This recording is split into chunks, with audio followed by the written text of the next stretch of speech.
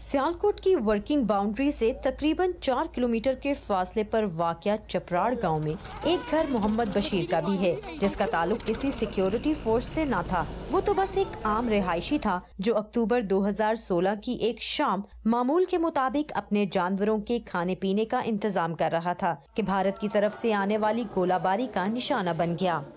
मगरब तो बाद नमाज पढ़ के आए ने ते मसन के खाना खादा है। उस तो बाद जड़ा न हवेली गए ने के फायरिंग दी आवाज़ आनी शुरू हो गई है। अचानक ही जड़ा न गोला आया, जाके देखा तो अब्बई जड़ा न शहीद हो गए सन।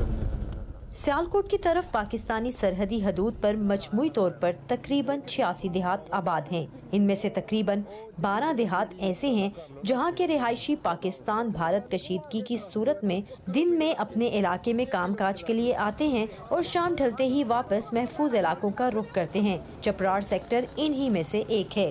इलाके की सूरत हाल बड़ी माड़ी आ, वही रात नूं निकल जाने रोटी खा पका के जिवें हुण पका लईए ते रात गुजार लन्ने किते। इस गांव से गुजरते हुए तकरीबन हर घर की दीवारों पर मार्टर गोलों से निकले शेल्स के निशानात वाज़िह तौर पर देखे जा सकते हैं।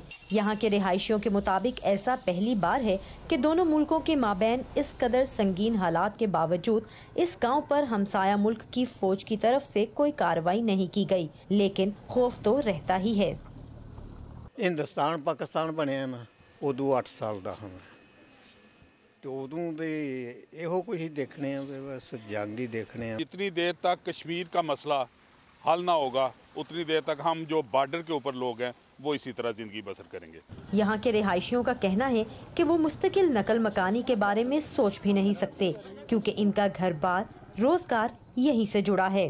हम लोग खेती बाड़ी करते हैं और मशीनरी, और जब हमने साल का पूरा अनाज इकट्ठा करना होता है तो उसके बाद उन लोगों को पता है कि ये अभी लोग नज़दीक आ गए हैं, बाहर चले गए हैं, तो फिर वो हम के ऊपर तकरीबन ज़्यादा शेलिंग करते हैं। हम बच्चों के नन्हे जहनों में उठने वाले सवालात एक अलग मसला हैं।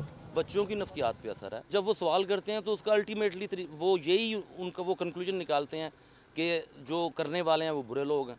तो ये नफरत दर नफरत ही बोएंगे दोनों मुल्कों में।